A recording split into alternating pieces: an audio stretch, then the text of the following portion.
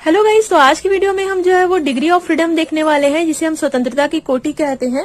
तो last time मैंने आप लोगों को फेस इक्विलिब्रियम के बारे में इंट्रोडक्शन बताया हुआ था। इस यूनिट के पहले वाले नोट्स में फेस लॉ के बारे में हम लोगों ने पढ़ा हुआ था लास्ट टाइम, जिसमें हम लोगों ने F = C - T+2 वाला हम लोग जो है वो मैथ्स देखे हुए थे।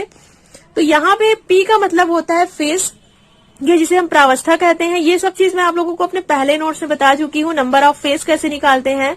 और यहाँ पे सी का मतलब जो है वो कंपोनेंट होता है, घटक होता है। घटक के बारे में भी जो है वो हम ऑलरेडी देख चुके हैं। बट आज की वीडियो में हम जो है वो स्वतंत्रता की कोटि देखने वाले हैं, जिसे हम डिग्री ऑफ फ्रीडम कहते हैं। तो अगर आप पहला नोट्स नहीं देखे हो तो प्लीज उसे देखिए, ताकि आप लोगों को फेस के बारे में, कंपोनेंट के बारे में अच्छे से जो है वो पता हो। तो चलिए हम स्टार्ट करते हैं डिग्री ऑफ फ्रीडम, जिसे हम F से जो है वो डिनोट करते हैं।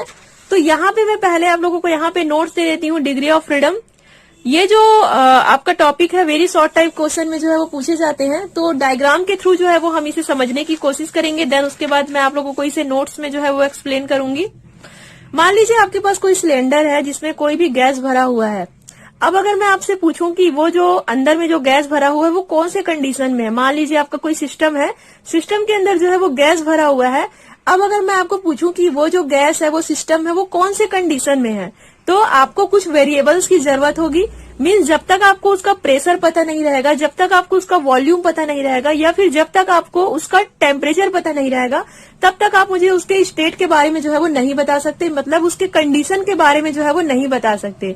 यहाँ पे कहने का सिंपल सा मेरा मतलब ये है कि किसी भी सिस्टम में अगर हमें उसके, कोई भी सिस्टम है जैसे कि अंदर में गैस भरा हुआ है, अगर हमें उसके कंडीशन के बारे में जानना हो तो हमें जो है वो कुछ वेरिएबल्स के बारे में जो है वो पता होना चाहिए। वो वेरिएबल जो है वो प्रेशर हो सकता है, प्रेशर मतलब दाब होता है, या फिर वॉल्यूम हो सकता है, वॉल्यूम मतलब आयतन होता है, या फिर जो है वो टेम्परेचर होता है, टेम्परेचर हो सकता है, टेम्परेचर मतलब जो है वो ताप होता है। मतलब अगर हमें किसी भी सिस्टम के कंडीशन को बताना हो तो हमें उनके कुछ वेरिएबल के बारे में जो है वो जानना जरूरी होता है। अब सेकंड चीज ये कि जरूरी नहीं है कि अगर मुझे इसके कंडीशन के बारे में जानना हो तो मैं आपको प्रेशर, वॉल्यूम, टेम्परेचर तीनों बताऊं। कभी कभी ऐसा होता है कि अगर मैं आप लोगों को कोई दो चीज बता दूं तो आप तीसरे चीज को जो है वो आपको पता लगा सकते हो। जैसे कि हमारे पास कुछ फॉर्मूला होता है, जैसे कि यहाँ पे PV = RT। यहाँ पे अगर आप मुझे प्रेशर और वॉल्यूम बता दोगे इस सिस्टम का, इसके अंदर जो भी गैस भरा हुआ है उसका प्रेशर कितना है, उसका वॉल्यूम कितना है, तो मैं आप लोगों को इस फॉर्मूले के हेल्प से जो है वो उसका टेम्परेचर जो है वो मैं भी बता सकूं। अगर आप मुझे वॉल्यूम और टेम्परेचर बता दो तो हो सकता है इस फॉर्मूले के यूज से मैं आप लोगों को उसका प्रेशर बता दूं। यहाँ पे मेरा कहने का मतलब ये है कि किसी भी सिस्टम को अच्छे से जानने के लिए, उसके कंडीशन को जानने के लिए हमें वेरिएबल की आवश्यकता होती है। लेकिन हर बार जरूरी नहीं है कि हम सारे चीजों को जो है वो पता लगाते रहें। कई बार हमें कम से कम चीजों को जान करके भी उसके बारे में हम जो है वो पूरा पता लगा सकते हैं। यही आपका डिग्री ऑफ फ्रीडम होता है। मतलब कम से कम चीजों को हम पता करके कैसे उसके पूरे कंडीशन के बारे में, उसके पूरे स्टेट के बारे में पता लगा सके, वो आपका डिग्री ऑफ फ्रीडम होता है। मतलब यहाँ पे हम वेरिएबल का जो है वो कम से कम उपयोग करेंगे, और जितना कम से कम उपयोग उस वेरिएबल का होगा वही उसका डिग्री ऑफ फ्रीडम होगा। जैसे मान लीजिए यहाँ पे केवल हमें जो है वो प्रेशर और वॉल्यूम जो है वो पता लगाना है, क्योंकि टेम्परेचर तो हमें फॉर्मूले के हेल्प से ऑटोमेटिक पता चल जाएगा। तो अब मैं आपको पूछूं कि इसका डिग्री ऑफ फ्रीडम कितना होगा, तो आप आसानी से बता सकते हो कि इस सिस्टम का डिग्री ऑफ फ्रीडम जो है वो केवल 2 होगा, क्योंकि आप यहाँ पे केवल 2 चीज को जान करके इस पूरे सिस्टम के बारे में जो है वो आप पता लगा लिए। तो इस सिस्टम का जो डिग्री ऑफ फ्रीडम या स्वतंत्रता की कोटि है वो 2 होगा। क्लियर हुआ आपको? चलिए मैं आपको एक और एग्जांपल बताती हूँ, जिसके थ्रू आपको और अच्छे से समझ में आ जाएगा।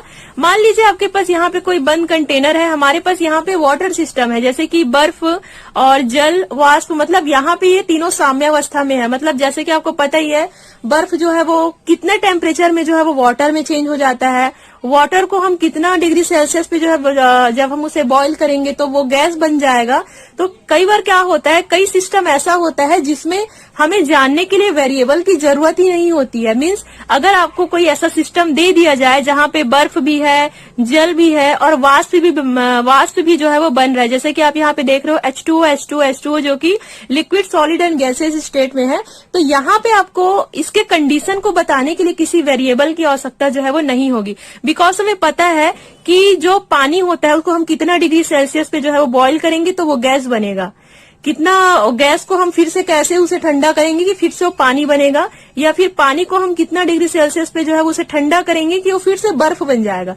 तो कई सिस्टम ऐसा होता है ना जहाँ पे हमें वेरिएबल की नीड नहीं होती है, मतलब हम बिना वेरिएबल के भी हम उसके बारे में जो है वो जान लेते हैं, बिकॉज हमें उसके बारे में जो है वो काफी कुछ चीजें जो है वो पता होता है। मतलब वो जो होता है फिक्स होता है कि हाँ इतना डिग्री सेल्सियस पे जो वाटर है वो गैस बनेगा, इतना डिग्री सेल्सियस पे हम जो है जब उसे ठंडा करते हैं तो फिर वो बर्फ बनेगा। तो कई बार ऐसा सिचुएशन होता है जहाँ पे हमें वेरिएबल को कैलकुलेट करने की ये सब चीज की जो है वो जरूरत नहीं होती है, वो चीज जो है वो फिक्स होता है। तो ऐसे कंडीशन में जब ऐसा सिस्टम आपको कोई मिलता है तो वहां पे जो डिग्री ऑफ फ्रीडम जो होता है वो 0 होता है। तो अगर आप यहाँ पे देखोगे, अगर आपको कोई वाटर सिस्टम दे दिया जाए, इस टाइप से सिस्टम दे दिया जाए, वहां पे आप डिग्री ऑफ फ्रीडम के बारे में जो है वो पूछोगे तो वहां पे जो है वो उसका डिग्री ऑफ फ्रीडम जो है वो 0 होगा। मतलब कम से कम चीजों को जान करके हम कितना, कम से कम वेरिएबल को जान करके हम उसके कंडीशन के बारे में कितना पता लगा सकते हैं, वही उसका डिग्री ऑफ फ्रीडम जो है वो कहलाता है। तो एक और एग्जाम्पल बताती हूँ जिसके थ्रू आपको और अच्छे समझ में आ जाएगा। जैसे मान लीजिए आपके पास यहाँ पे कोई कंटेनर है जो बंद है और इसके अंदर जो है वो गैस भरा हुआ है। मान लीजिए इसके अंदर जो है वो CO2 गैस भरा हुआ है और यहाँ पे N2 गैस भी भरा हुआ है, दोनों के बीच जो है वो इक्विलिब्रियम है। अब अगर मैं आपको पूछूं कि इसके कंडीशन के बारे में मुझे बताओ, तो यहाँ पे आपको 3 चीजों की नीड होगी, जैसे कि टेम्परेचर, प्रेशर और इसका कॉन्सेंट्रेशन, मतलब ताप और दाब और इसका सांद्रण। कॉन्सेंट्रेशन मतलब सांद्रण होता है। तो कई सिस्टम ऐसा होता है जिसमें हमें ज्यादा वेरिएबल को समझने की जरूरत होती है। जब तक हमें 2-3 वेरिएबल जो है वो नहीं पता होता है तब तक हम उसके कंडीशन के बारे में जो है वो नहीं बता सकते। मतलब डिपेंड करता है हमारा सिस्टम कैसा है, हम उस सिस्टम के बारे में कितना जानते हैं। तो यही आपका जो है वो डिग्री ऑफ फ्रीडम कहलाता है। मतलब कम से कम वेरिएबल को जान करके हम उसके बारे में, उसके कंडीशन के बारे में पता लगा सकते हैं, वही उसका जो है वो डिग्री ऑफ फ्रीडम होता है। तो चलिए मैं आप लोगों को इसका डेफिनेशन बताती हूँ ताकि आपको और अच्छे से समझ में आ जाए। तो डेफिनेशन को मैं डायग्राम के थ्रू एक्सप्लेन करूंगी जो कि आपको समझना होगा, तभी आपको इसे रटने की जरूरत नहीं पड़ेगी। किसी सिस्टम की स्वतंत्रता की कोटि की संख्या, सॉरी यहाँ पे मैं स्वतंत्रता की संख्या लिख दी, यहाँ पे स्वतंत्रता की कोटि की संख्या होगा, इसे थोड़ा सा सुधार लीजिएगा। किसी सिस्टम की डिग्री ऑफ फ्रीडम की संख्या फेस के वेरिएबल फैक्टर जैसे ताप, दाब, सांद्रता की वह कम से कम संख्या है जिसे निर्धारित करने पर सिस्टम की दशा पूर्ण रूप से डिफाइन हो जाए। क्लियर हुआ आपको डेफिनेशन में क्या कहा जा रहा है? मतलब किसी सिस्टम का जो freedom of degree of freedom होता है, किसी सिस्टम का जो स्वतंत्रता का कोटि होता है, वो जो होता है उसके वेरिएबल फैक्टर जैसे कि ताप, दाब, सांद्रता की वह कम से कम संख्या, मतलब उसका जो वेरिएबल है कितने कम से कम संख्या को हम यूज करते हैं कि हम उस सिस्टम के बारे में अच्छे से हम जो है वो एक्सप्लेन कर पाते हैं। मतलब उसे जो है वो निर्धारित करने पर जो सिस्टम का जो भी कंडीशन है वो पूर्ण रूप से जो है वो डिफाइन हो जाए, वो उसका डिग्री ऑफ फ्रीडम कहलाता है। तो यहाँ पे एग्जाम्पल पहला आप ये वाला लिख सकते हो, बर्फ जल वाष्प सिस्टम की डिग्री ऑफ फ्रीडम जो है वो 0 होती है। तो जैसा कि मैंने आप लोगों को डायग्राम में बताया ही था, इसका जो डिग्री ऑफ फ्रीडम होगा 0 होगा, क्योंकि इस सिस्टम के बारे में हमें पहले से पता है कि हम पानी को कितना गर्म करेंगे तो कब गैस बनेगा। तो यहाँ पे हमें किसी वेरिएबल की नीड नहीं होगी, हमें इसके बारे में पहले से पता होता है, फिक्स होता है, वो जो भी अमाउंट जो भी कैलकुलेशन होता है वो फिक्स होता है। तो यहाँ पे आपका डिग्री ऑफ फ्रीडम जो है वो 0 होगा, क्योंकि किसी एक निश्चित ताप तथा दाब पर ये तीनों व्यवस्थाएं जो है वो साम्य में रहती है। मतलब एक निश्चित टेम्परेचर पे, निश्चित प्रेशर पे वो कंडीशन जो है वो इक्विलिब्रियम होता है, वो हमें अच्छे से पता होता है। तो यहाँ पे हमारा जो सिस्टम है उसका जो स्वतंत्रता का कोटि होगा, डिग्री ऑफ फ्रीडम होगा, वो 0 होगा। इसे हम जो है वो शून्य चर तंत्र भी कहते हैं या इनवेरिएंट सिस्टम जो है वो कहते हैं। अगर इस टाइप से कोई सिस्टम मिलता है जहां पे आपको कोई डिग्री कोई भी वेरिएबल की नीड नहीं है, तो वो आपका शून्य चर तंत्र या इनवेरिएंट सिस्टम कहलाता है। क्लियर हुआ आपको? डिपेंड करता है हमें कितना हमें वेरिएबल पता हो जिससे हम उसके कंडीशन के बारे में बता सके।